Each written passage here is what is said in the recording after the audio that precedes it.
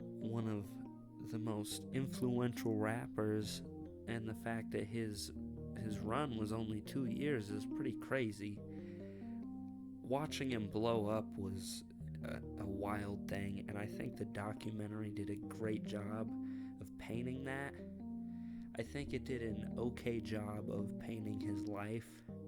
I think it probably got most of it, but there was definitely an agenda in some of the stuff, and I can't help but dislike the way that X's just his entire his brand, his fan base, the way that they've been treated by the people that have been left to handle his estate.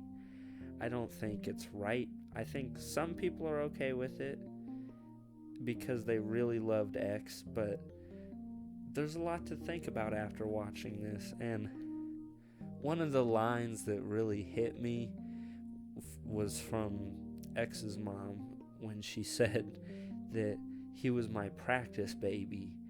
And man, mind you, she's the one producing this. That is a terrible thing to say about your child. I don't know. I don't think any child should be a practice baby. It's supposed to be kind of lighthearted, but it did not seem that way after I watched this entire documentary and what I got from it. One thing I got from this is Florida is just a fucking crazy place to be. I think a part of why X really blew up outside of Florida was because people just can't believe when they see something like this. I mean, the average person sees him fighting all the time and they're just like, oh, this dude's fucking crazy. I gotta watch this. I gotta see what he's gonna do next.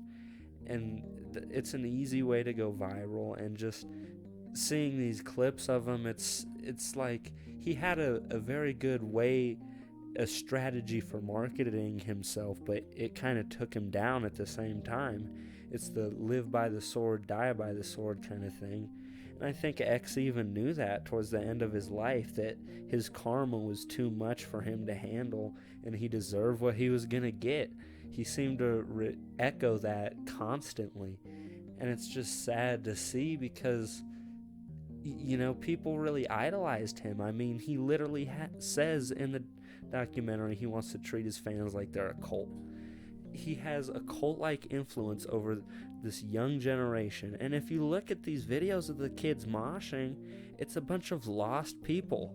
And X is lost too, but he's one of the few people there that seems like he still has self-confidence, even though he's lost. And that's exactly what cults are. I mean, it's exactly how a cult operates. And he tried to twist at the end to seem positive to his fans. And people, you might look at X's life and get a positive take from it, but a lot of people are going to use it to continue their negative downfall and say, well, I'm just like this because I am. Everybody hates me. I hate me. I hate them for hating me. I just wish everyone would go away. That's a terrible way to think, because life just isn't going to go away. And just looking at the people that he was in the business with, people loved him because he was talented so young, but they couldn't believe the things that he was saying or that he would come up with, and they were amazed by it and his marketing strategies, but no one wanted to be around him, even people that were his friends. And that's why he felt so alone, but he also preyed on people who were alone. So it's hard to really come to a conclusion on what I feel about X and his impact. I really hope they don't continue to try and produce more off of this young man's death. It's a very sad, cautionary tale on what life can be, and fame and clout culture, and you're in too deep, you can't turn back at a certain point.